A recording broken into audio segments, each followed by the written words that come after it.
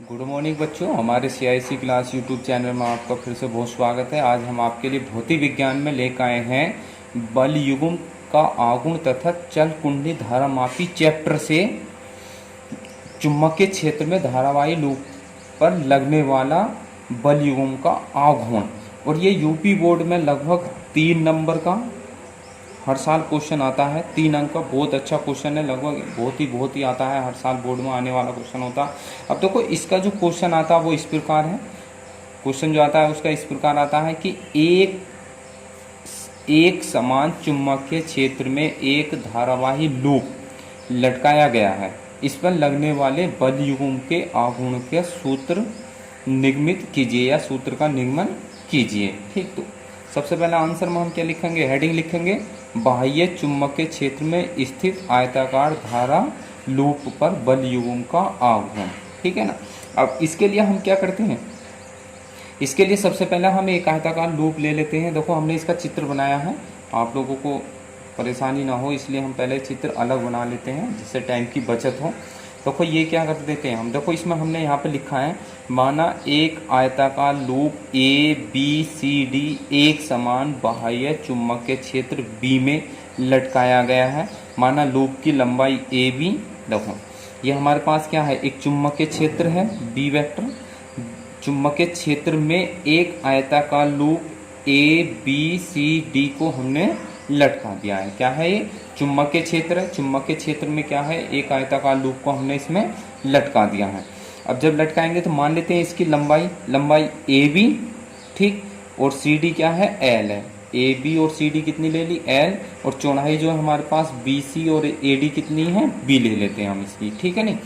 अब करना क्या होता है, देखो हम जानते हैं जब किसी धारावाही चालक को चुंबकीय क्षेत्र में रखते हैं, अगर हम इसको आयताकार लूप को चुंबकीय क्षेत्र में रखेंगे तो चालक पर एक बल कार्य करने लगता है।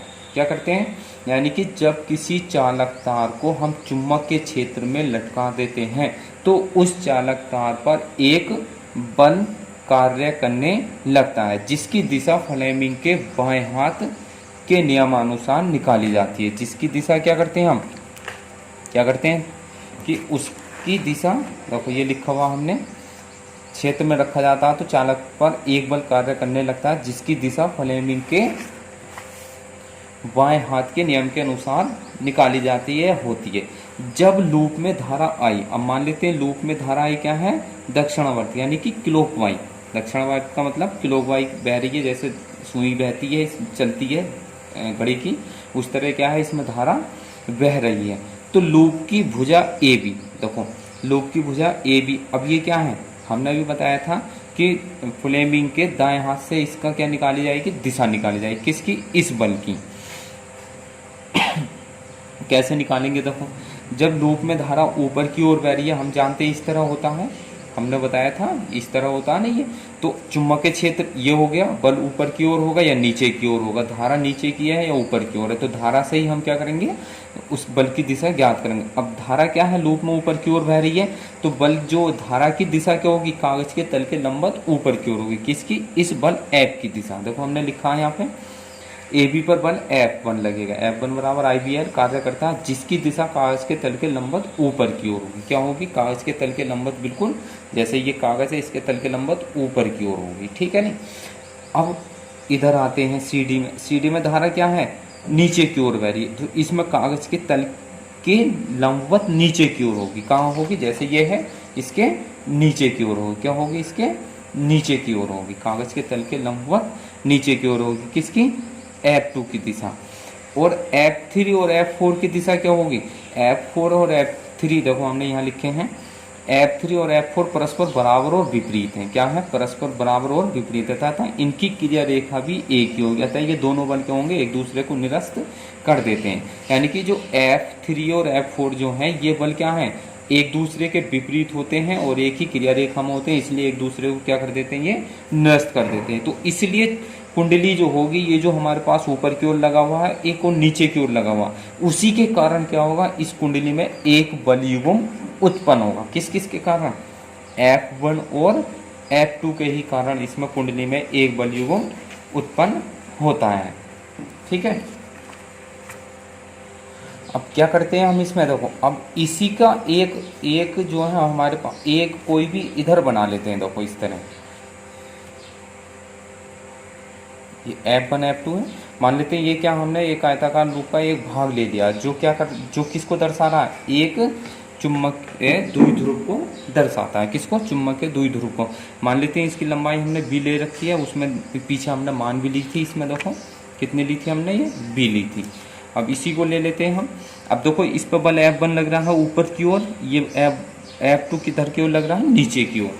तो जब किसी भी चालक तार को हम चुंबकीय क्षेत्र में रखेंगे तो ये क्या होगा, चुंबकीय क्षेत्र की दिशा के आने का, चुंबकीय क्षेत्र की दिशा में आने का प्रयत्न करेगा।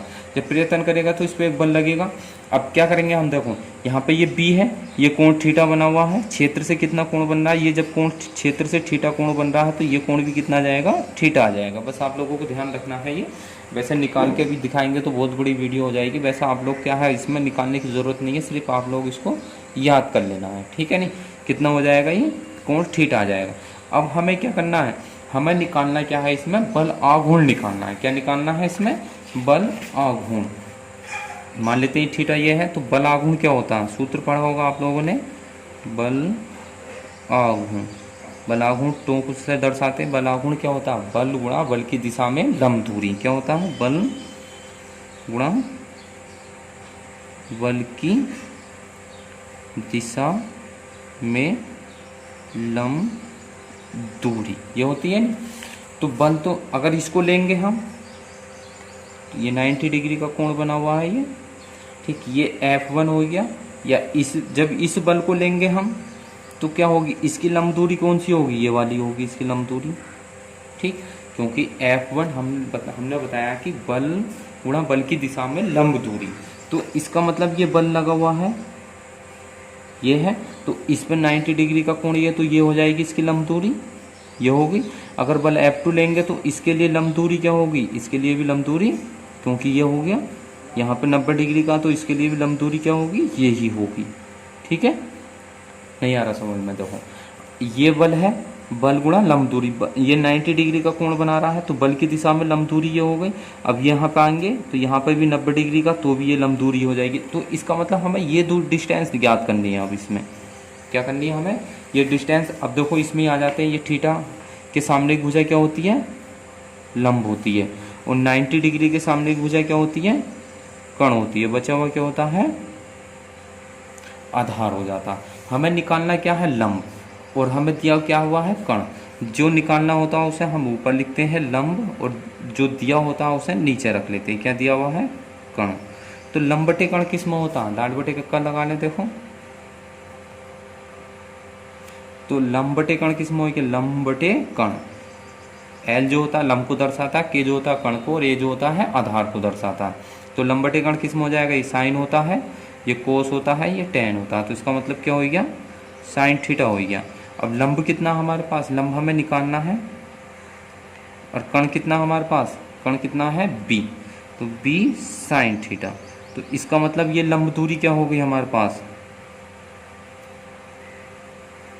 लंब दूरी हो गई बी साइन थीटा। तो इसलिए बलागुण कितना हो जाएगा हमारे पास, टो बराबर बी, बल लिखना है हमें पहले, चलो बल लिख लेते हैं, एफ गुणे लंब दूरी कितनी होगी, बी साइन थीटा।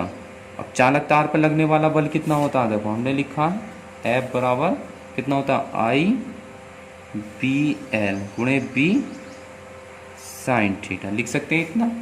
अब टो बराबर कितना हो जाएगा, देखो आई बी, इसको लिख लेंगे एल गुणे बी इंटू साइन थीटा, ठीक है। अब ये क्या है, ये लंबाई गुणा चौड़ाई हो गई, क्या हो गई ये हमारे पास, लंबाई गुणा चौड़ाई। तो लंबाई गुणा चौड़ाई क्या होता है हमारे पास, क्षेत्रफल हो जाएगा। तो आई बी, इसको हम कितना लिख देंगे, क्षेत्रफल लिख देंगे किसका, आयताकार जो कुंडली थी हमारे पास, ये देखो ये आयताकार कुंडली है, इसकी लंबाई गुणा चौड़ाई हो गई। तो लंबाई गुणे चौड़ाई क्या हो जाएगा, क्षेत्रफल। तो लंबाई कितनी है एल, चौड़ाई कितनी है बी, तो क्षेत्रफल ये हो जाएगा एल इंटू बी के स्थान पे लिख सकते हैं, इंटू साइन थीटा, ये हो जाएगा। तो टो बराबर कितना हो गया हमारे पास, इसको लिख देंगे हम आई इंटू बी इंटू ए साइन थीटा, ठीक है ना। अब देखो आई इंटू ए क्या होता है हमारे पास, आई इंटू ए, जहाँ I into B, sorry I into अब देखो कितना होता है हमारे, यहाँ से आते हैं देखो इसको, तो बराबर कितना हो जाएगा, इसको लिख लेंगे हम आई इंटू ए इंटू बी साइन थीटा, ठीक है नहीं। जहाँ देखो आई इंटू ए बराबर क्या होता है, एम होता है, क्या होता है, आई इंटू ए बराबर एम, इसको हम बोलते हैं चुंबकीय आघूर्ण। चुंबकीय आघूर्ण तो टो बराबर कितना हो जाएगा, इसको एम लिख देते हैं, M into B sine theta. ये हमारे पास क्या आएगा, बल आघूर्ण आएगा, क्या आएगा हमारे पास निकल के, ये बल आघूर्ण। बल आघूर्ण कितना हो जाएगा, टो बराबर एम बी साइन थीटा। अब देखो इसी से चुंबकीय बल युग्म, ये इसकी परिभाषा वगैरह निकाली जाती है, किससे, इसी सूत्र से हम इसकी परिभाषा वगैरह ज्ञात कर। तो ये हमारे पास क्या हो गया, ये हो गया हमारे पास बल युग्म का आघूर्ण, ठीक है नहीं। तो बराबर कितना हो जाएगा, एम बी साइन थीटा, ये आएगा हमारे पास बल युग्म का आघूर्ण, ठीक है नहीं। इससे अगले वीडियो में आप लोगों को हम बताएंगे क्या बोलते हैं द्विध्रुव को घुमाने में किया गया कार्य है।